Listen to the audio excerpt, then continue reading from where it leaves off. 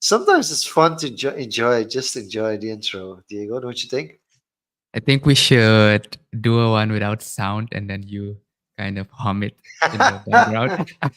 Yeah, sure. Ladies and gentlemen, welcome to a brand new episode of Social Confoes. Good evening, good morning, good afternoon, wherever you are in the world today. Thank you for tuning in.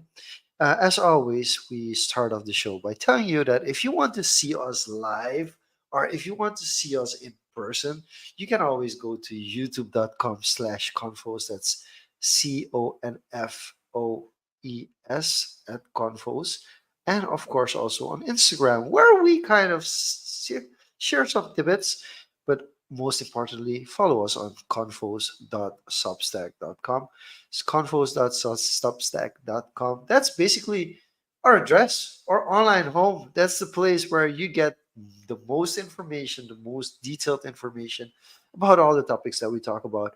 And yeah, I kind of forced direction, Diego, today, as in, sorry, I need your help. I need 2 weeks of interesting topics, but not too much prep work. So, what are we doing And today? so it's kind of funny, right? How serendipity works.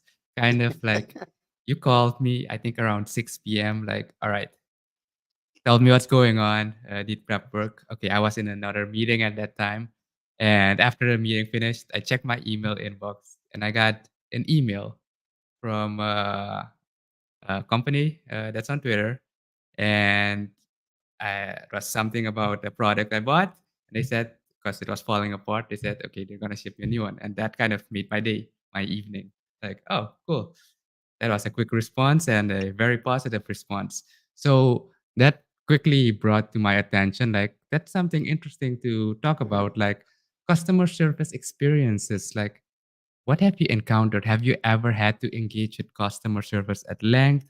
How have you perceived it? And has that strengthened your, I'd say, brand loyalty to that company more, or has it degraded it based on your experiences? So, Oh, is there yeah. any experience that comes to mind, immediately comes to mind for you, like anything recent or like way Oh, back there. when whether you did it for the first Yeah. time? So I was trying to figure out my worst experience and my best experience, and yeah, I mean the service really matters. Like I've grown up in the hospitality industry and through different restaurants, and I've been brought up with like what's customer care and what isn't, and what's good customer service at a restaurant and what isn't. And it's almost something that in most part in Suriname it doesn't really exist, right? Hmm. It's not, and it's not that we don't want it. It's just the return of investment of spending time teaching your employees the correct customer service, and then after 6 months, them leaving to go somewhere else just to get a better pay. It's kind of it makes it difficult because there's not a big enough skill of economics in our society that it matters enough, except for the high skill restaurants. So there are Hmm. probably two or three restaurants that I could go to in Suriname that I say like, hey, I know when I'm gonna go there, I'm gonna get a top notch service, like really good service. But like for instance, this weekend we went out for Father's Day. My family, we have kind of a new tradition. Like as cousins, we got together and we're like, hey, let's do something on Father's Day because we're all doing something on in December during Christmas and New Year's. Let's have something during the year that we also kind of come together, and we picked Father's Day.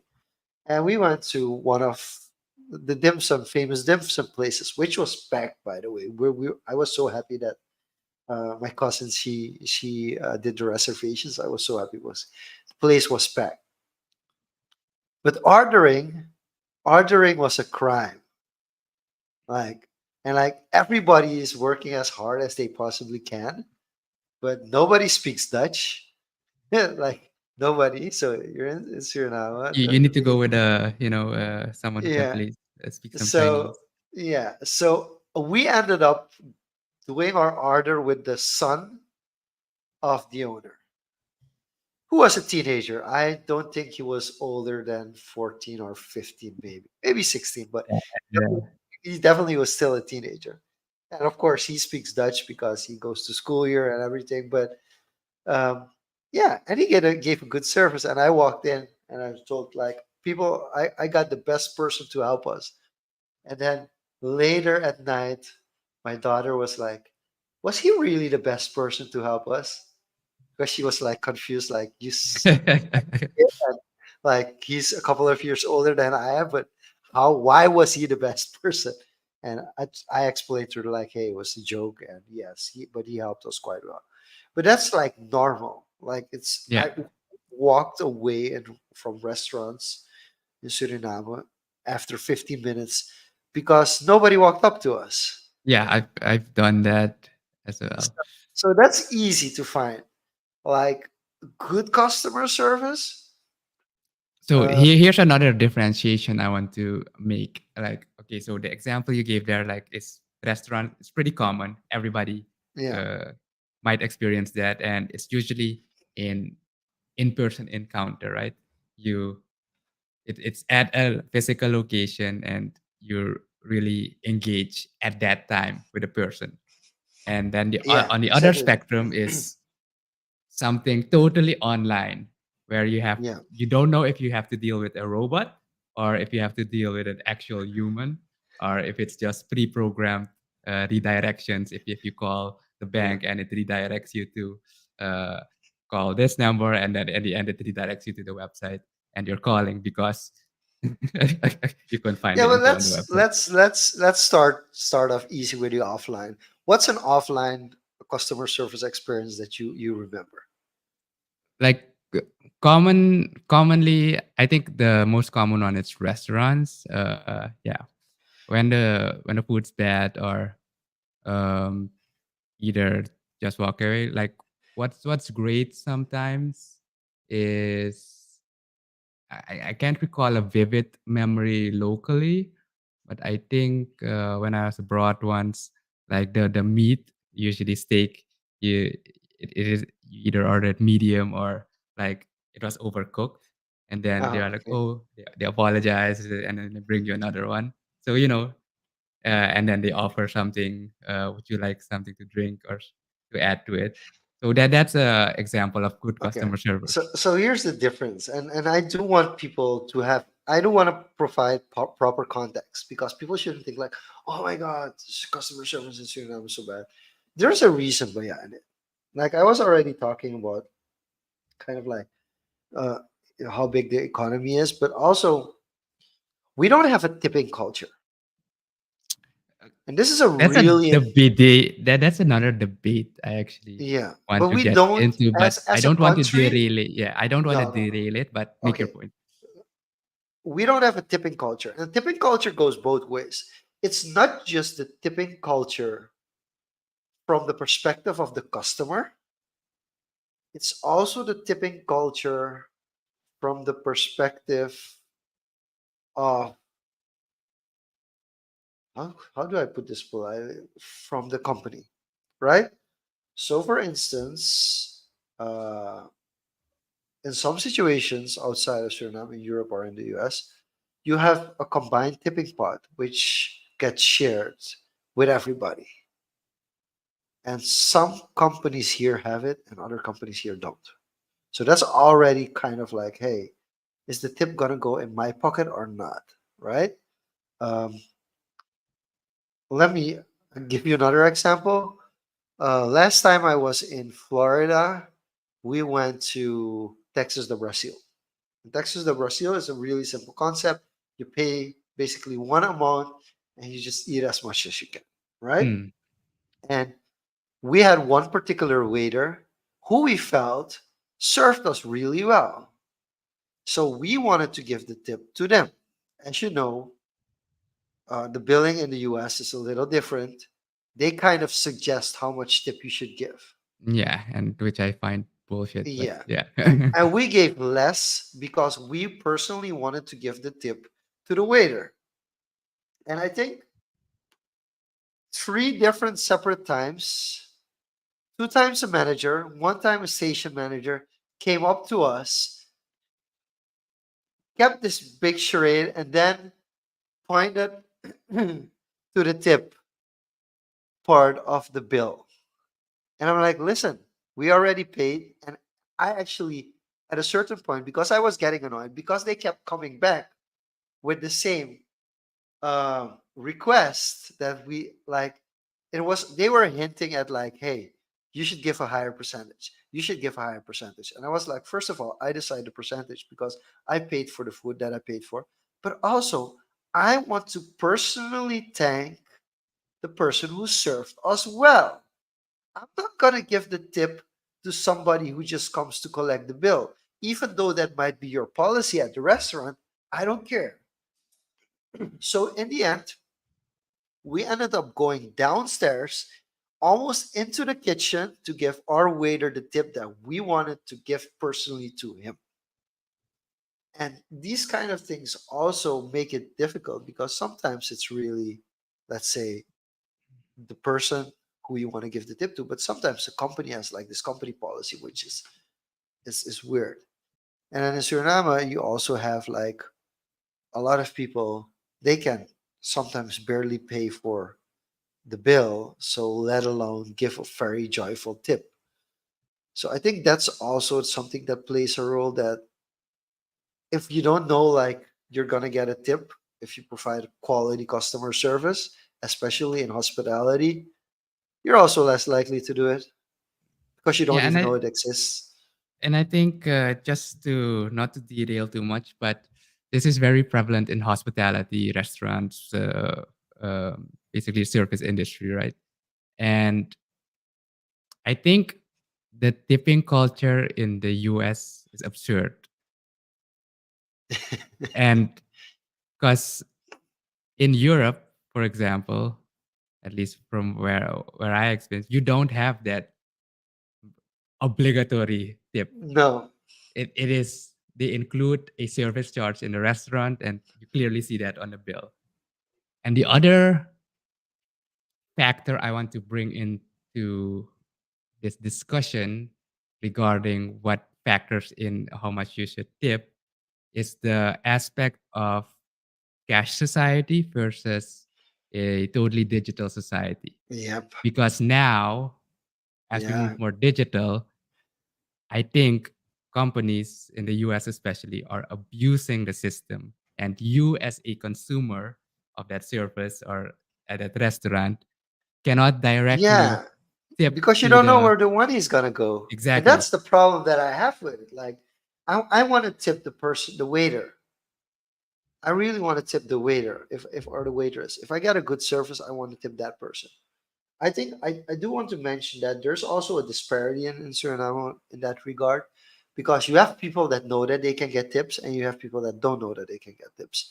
And here's where Mm, it gets interesting. The people that know they get tips, they become very selective in who they serve. yeah. And that's also a flaw in the system because they go to the people that they know are going to give a tip or they consider people who will put in a tip. So, and then they don't provide a proper service for others. So that's also a kind of an interesting dynamic which also gets involved. And I think it's important to note that in some states in the US, people have to live off their tip. Yeah. So that makes A- it even more And difficult. if you look at the cost of that, because they have absurd minimum wages or like Yeah, exactly. wages. So the cause the margins are so thin. So they've kind of enforced the responsibility to survive on the person itself. Yeah. Which, if you think about it, saying that out loud, kind of it is your responsibility, but it is not your responsibility to be taken advantage of, Yeah. and So that's that's also what often happens. something. And then I think in the end, the companies are gonna see it. Like if there's companies who try to screw over their employees by taking larger percentages or not being very transparent with the tip, good employees are gonna leave that company. And they're gonna go to companies that do value and do appreciate their customer service. And that's something that Like some companies, you'll notice that they're struggling and they go down, and the service keeps getting worse. And like management has no idea how. Yeah, we're implementing all these things. No, it's just you're not treating your people correctly. And if they find it out and they're smarter than you think, they will find another job or they'll go somewhere else where they're much more respected. So I think that in the end it evens out. I mean, in the end it evens out. And something you also have to consider, if the owner is directly involved, there's a restaurant here where if you order a three-course meal, during one of those three courses, the owner is going to be standing there and going to tell you what they made. And you don't know it's the owner, but that owner will stand there and visit the guests and talk as well. And I think that's also something that, especially in the restaurant business, if you're not involved as the owner, your quality, not only just the food, but also the quality of the customer service just goes down. It just goes down. Which would make sense, and it's kind of sad if you think about scaling and growing bigger, Yeah, well, because scaling is possible at a certain point, I guess. yeah, but Yeah, there's always that's the give and take, right? You have to give up the more personal and intimate relationship for a wider reach, or and you keep that's it the as kind of part of the culture. dynamic. Yeah, Or you keep it as part of the culture, but then again, that increases something that you need to cultivate over time, and people need to retain. So that adds another factor of complexity in the equation. But yes, it in the does. end, it's all about customer service relationship. So that's hospitality service industry. Have you ever had bought something from company online, maybe something sketchy, or you think, oh, let's try this brand, you see something and ad, and then for the first few days great, maybe a few weeks, and then suddenly nope, and then you try to reach support, or it's a Kickstarter campaign, and then they just disappeared with the money, and you see chat reviews Yeah, in the yeah, history of like 2 years already. yeah, yeah. I mean, it's quite easy. I joined Kickstarter for a drone that was supposed to be really, really special. And I think 80% of the people never got their drone. 20% of the people that got the drone was not anywhere near where it should be. And like, yeah, I felt scammed. I felt Yeah, scammed. And if I look back at like the customer support, people were already complaining. I was like, yeah, I'm not gonna get my. I sent out two or there three were mails, and signs. at a certain point, I was like, yeah, this, especially like if I would live in Europe, I would fight for it because come on, you should be able to deliver it to Europe. But Yeah, the from here, delivery aspect, I was already like, listen, lost cause, just accept it. I tried to reach out a couple of times, but like and then yeah, you have these tactics that you have to mail, and then on the Kickstarter also leave a comment, and then they'll yeah, run like, yeah, we'll help you. But even that was like, it was, the company doesn't exist anymore, the product doesn't exist anymore. I mean, some Kickstarters are great, and some are just you throwing your money away, yeah. So basically. coming back to the example I mentioned at the beginning on Twitter, and this is a company I kind of buy phone accessories cases for a few years Okay, now, and experience was great in the beginning. And this was the first time I really had an issue, and okay, it was already what kind of made me, I wouldn't say more loyal, but kind of more invested and kind of okay, sticking to it. They already have a reputation of responding on Twitter with memes and everything. And the case I bought for my phone was last October. They shipped it, I got it, but a month after I got it, They released a notice like, okay, the product has some defects, etc. It isn't to quality standards, and they're gonna go back to the drawing board and redesign the product and then ship it in April for the 2% for free to everyone who pre-ordered. So that was already a win, right? And Yeah. we're invested. But they didn't make the April deadline. They had to postpone it to somewhere later this year. And now I'm starting to see the defects of the product. It's starting to fall apart. Oh, So that's the case. So I posted a picture on Twitter, kind of signifying where the defects are, where each parts are breaking off, and made some circles, annotations on the photo as well. Tag the main channel and the support channel because I know they check yeah, Twitter yeah, and it's yeah, very popular. yeah, And within a day, they responded, "Send us your order number and we'll uh, follow up in email." So I just yeah, responded the order number, and a few hours ago, I got that email saying me they're gonna send me a replacement in the meantime, before because the 2.0 version is delayed, so I can use the replacement for the 1.0 version in the meantime. And there you have it. It's a customer for kind of the long term now. You're already invested in it. yeah. So the funny thing about it is the way if you read that email without context, you're thinking like this is not a real email, right? No, because that's part of their branding. That's part of their Yeah. brand identity, right? So was the And email written by AI or was it written by a human? I don't know. Their branding Okay. is robots, and it's about the brand, by the way. Like Okay. they're very Okay. very popular, so kind of that's part of their branding that they're AI robots, kind of doing stuff, but they're very active.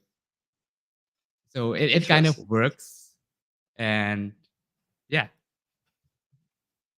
so Well, if to happy about that. translate it for me to offline, one of the best services I have is with my bank. Like, um, I was once, I think, in San Diego a couple of years back, and a credit card payment for the hotel didn't go through. It was like, ah, what am I doing now? And I actually sent them a WhatsApp message, and my account manager dealt with it. Within 10 minutes, I was able to use the same credit card, and the transaction went through. They don't provide similar service like that, and now you have to call the credit card company yourself.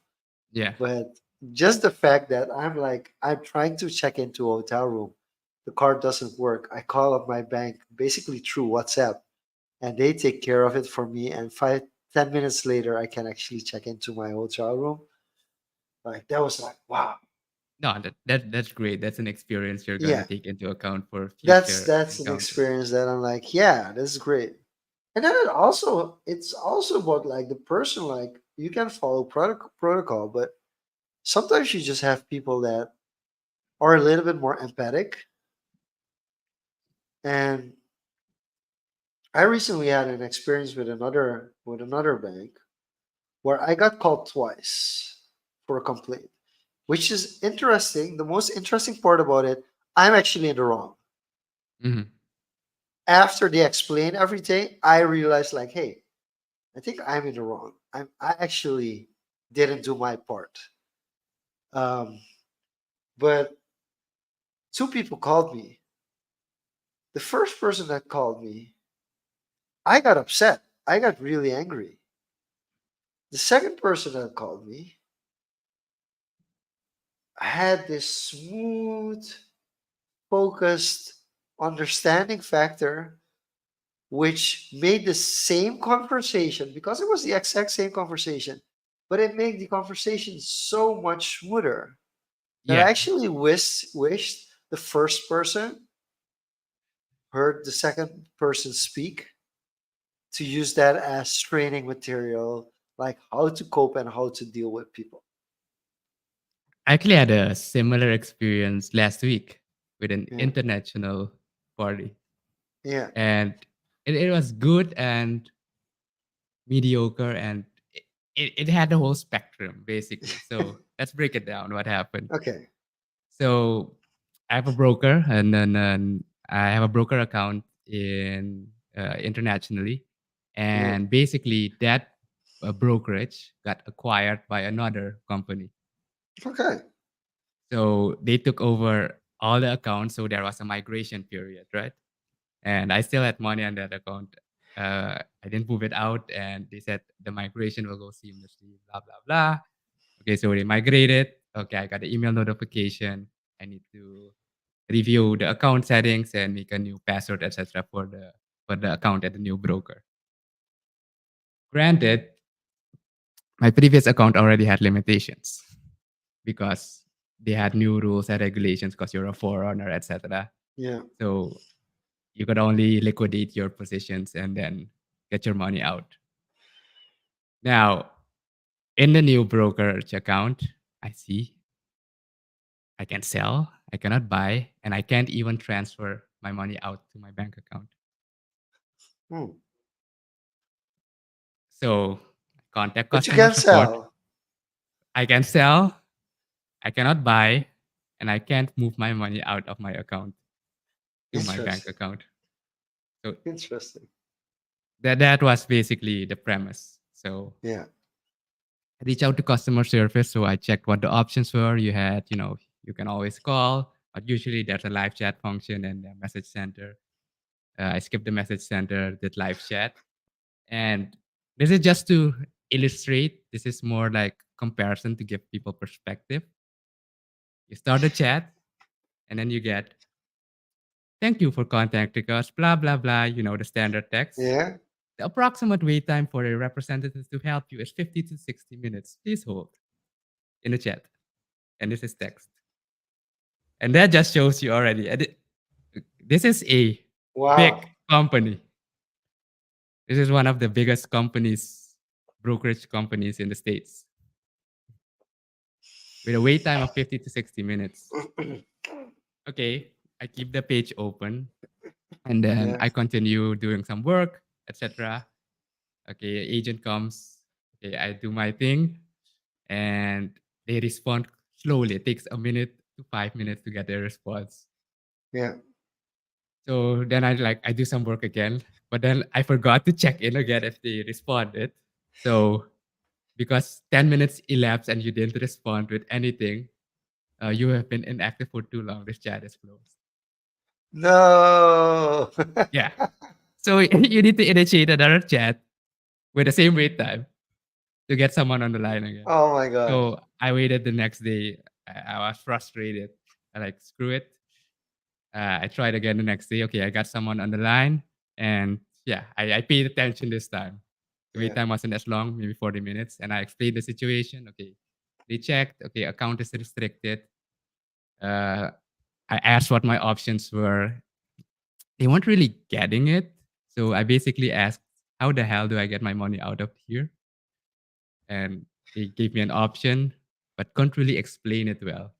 And then they said, to do that option that they suggested, you need to do it through phone. You cannot do it to chat or email. You need to Oh. call.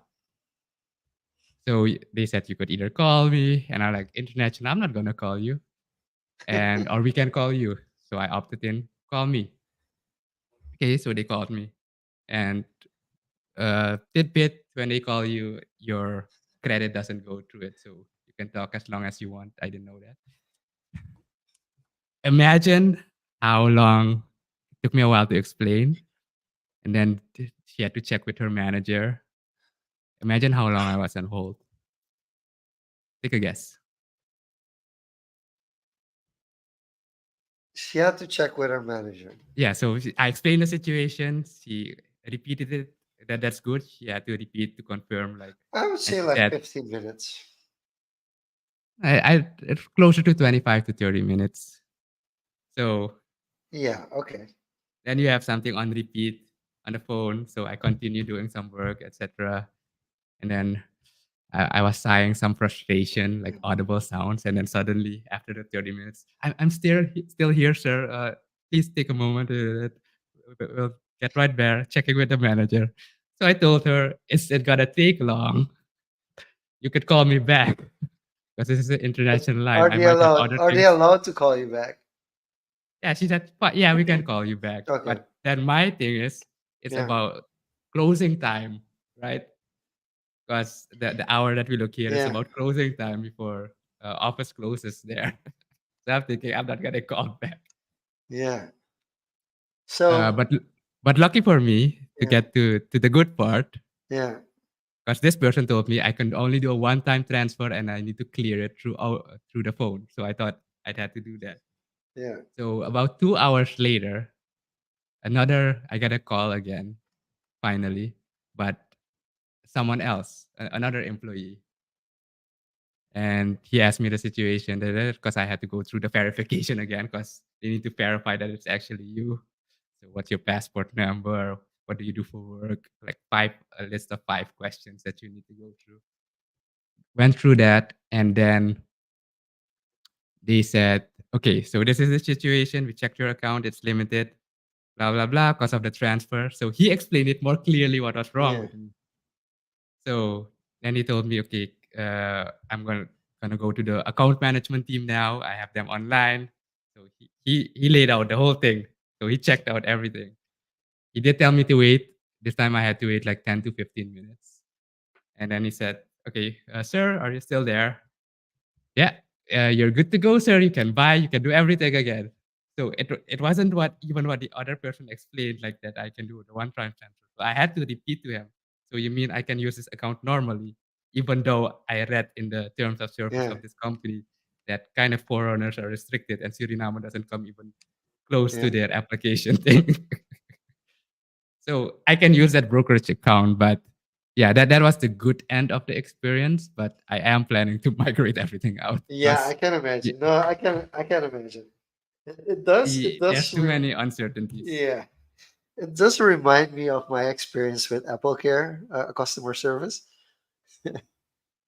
That I had somebody like I had an Indian on the line, and I was like, and he of course said like, "Yeah, I'm from Canada." I'm like, "Dude, your I accent, can hear man." your accent. Like, okay, even if you're Indian, yeah, I mean, even if you're living in the U.S. or in Canada, still I can hear the accent. And this is where living in Suriname comes in great because whether you're speaking with somebody from Africa, somebody from Asia, or somebody from Europe, you'll be able to find something to talk about, like to kill Mm. time.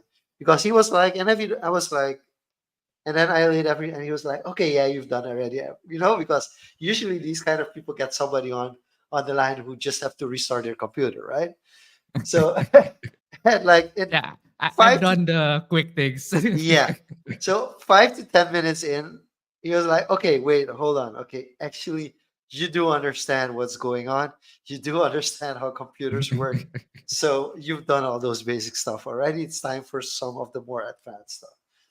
And then the best part of living in Suriname is because you all know all these cultures, you can even talk to people. And we've had different people from India on our show as well. So that's also information that we got and understand Yeah, like it's completely different. Different parts of India are completely different to other parts. Then you start a conversation. So where are you from? From what part are you from? And then what big city is located? Then you start talking. And then you start sharing things of Surinamese culture that are connected to where they're from, and then they get. I mean, at the end, he was like, "Hey, yeah, I'm gonna look up this country because they're like, but how are you familiar with certain traditions and certain things that are really close to us because they're part of our culture?" So I think that's something fun out of it, and I think people that are good in customer servers are generally people that like to talk and help other people. It doesn't really, they have a knack for it. So to some degree you do have like in this instance you have nature versus nurture, and I think it's more nature. You have to be the kind of person that's really open to bringing solutions for somebody else and are genuinely being interested in giving somebody else the optimal experience. yeah, and this comes back to that this in person, like even though it's not in person, like at a restaurant, like but this human conversation that you can have with support goes miles away.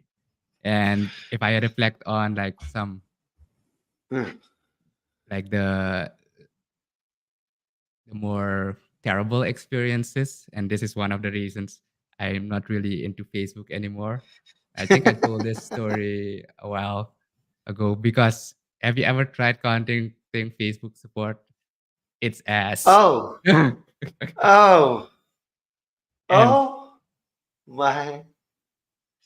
and this is Yeah, yeah. regarding payment because I had an ad account, etc. And even though my credit card wasn't linked directly, it was linked to my PayPal, and they kind of hacked my account and they credited, I think, a few $100s, and I only knew that because I got an SMS from my bank that Facebook credited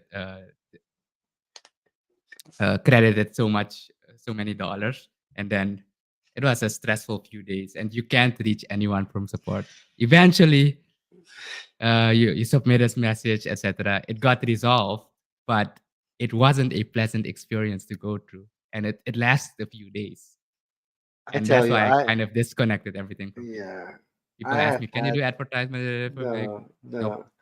Find your own I've had solution. like no, I've had like the past month on a weekly basis somebody called me up saying like, "Hey, I was hacked." And there's no real support, Meta or Facebook support when you get hacked. No, It's like this circle of things that you like can do where you end up at the same so place. just getting So hacked basically, for account things, okay, maybe that's automated. But when it comes to payments and financial stuff and more corporate side things, in general, it's terrible. So yeah. today I had to look up. This is funny. Today I had to look up which email addresses are actually connected to Facebook. Because of course, when people get hacked, they get uncertain, and if they get uncertain, they want to make sure that the email address is actually from somebody from Facebook. And I've always, but that's from a communication perspective, experienced that mails come in from at fb.com. So at fb.com is basically facebook.com. Mhm. So that's where if I've gotten a mail from somebody from Facebook, usually it's that through that address. But they also use other addresses, which can be for quite frustrating or weird to experience. So let's see which ones they have. So they have at facebookmail.com, they have at fb.com, at meta.com, at business.fb.com, at support.facebook.com, at Oh, email.metamail.com, that's too much at already. And go.metamail.com, at facebookmail.com, at em.facebookmail.com, and at mediapartnership.fb.com. So basically, that's a list of more than 10 different yeah, kind of email addresses that their official mails can come from. I So find that a bad basically, practice. yeah. So basically, in general, my experience is that Facebook protects scammers better than actual business owners. You know, that's the worrisome thing about it. That they don't, and I'm really curious now. I'm gonna go to their business help center Oh, my camera died. and see I'm what still kind here. of courses, free courses they have, what kind of different free courses they have on security. Yeah, you're worried about your screen?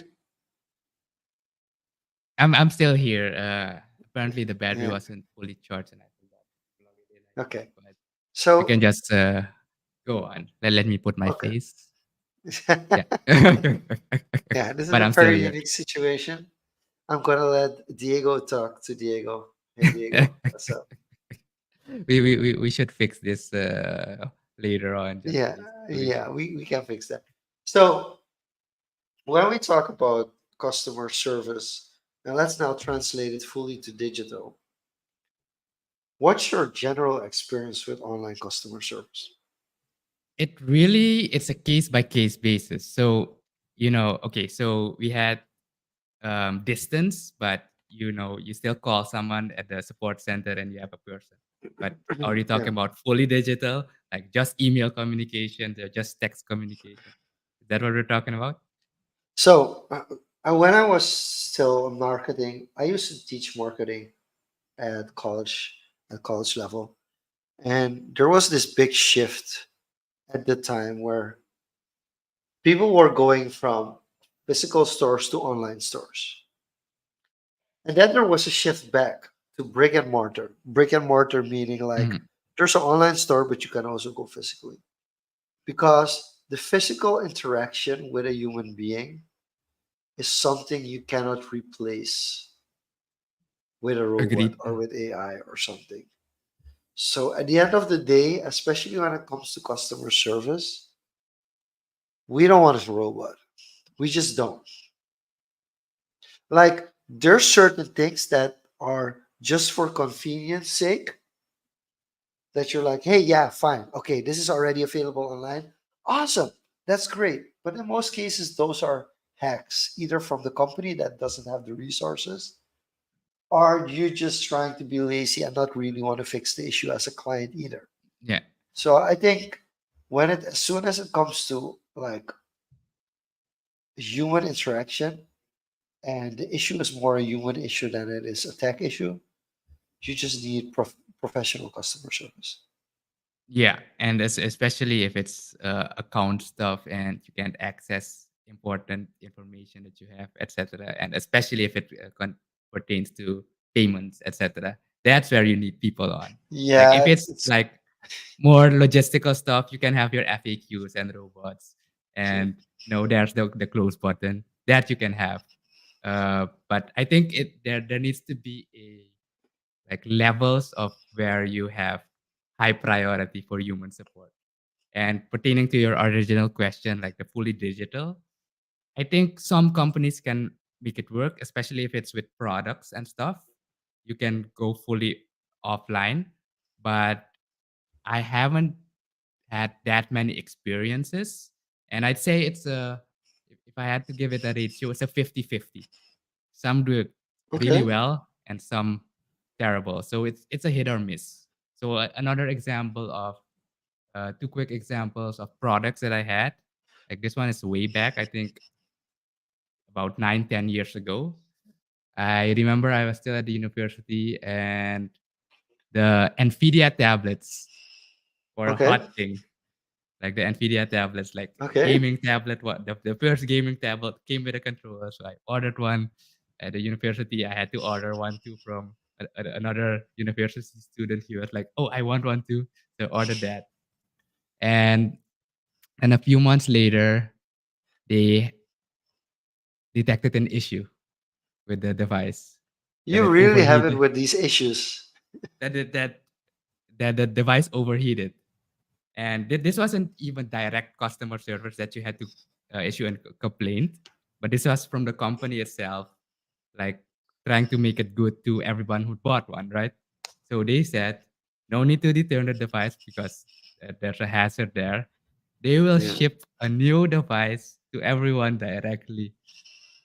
So that was Nvidia, and look at That's why you Nvidia have stock to now. buy directly. That's why you have to buy purchase directly for Yeah, these kind of that's another goods. reason to get straight to the vendor as well, straight from the Yeah. vendor and not go through middlemen. But yeah, look at Nvidia stock now. And the other example was this was also directly with the vendor was the Ledger devices, the wallets.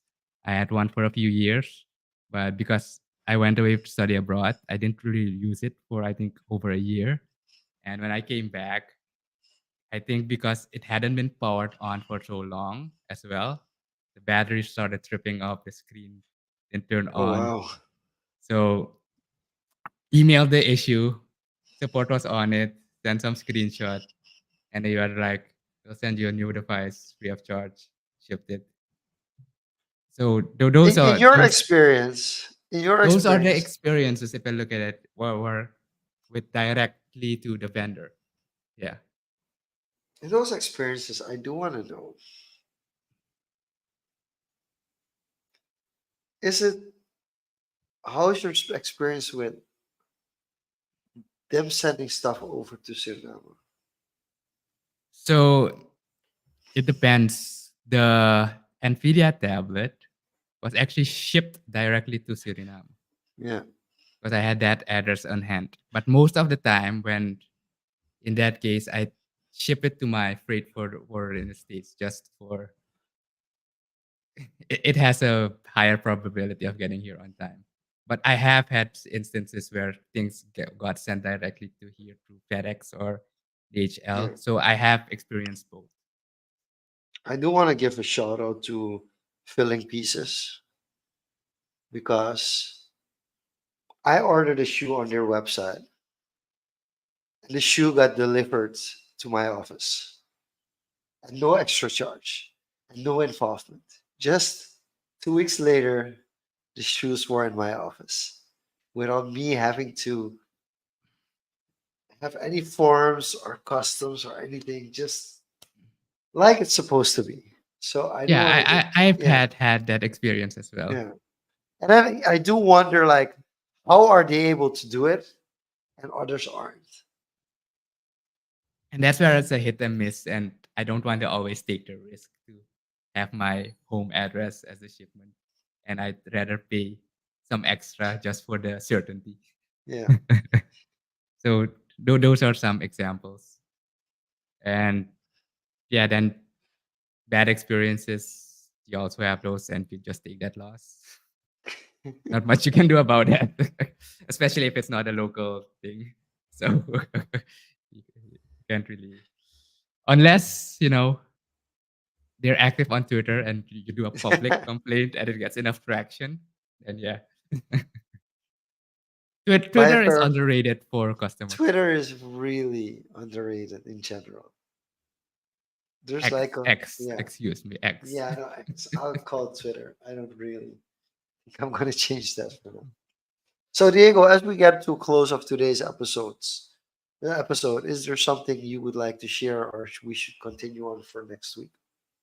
I think what I'd say, evaluate your customer service experiences, reflect on how that affected your perception or relationship with that brand or a company. And if you have a company, if you're also an entrepreneur, how can you implement that in your daily operations? That's all I want to say. That's a quick lesson from Diego. As you know, we're online. We're on YouTube, youtube.com/ at Confoes. We're on Instagram as well. And last but not least, we're also on Substack at confoes.substack.com. We look forward to seeing you back next week, same place and same time. This was Social Confos. Bye bye.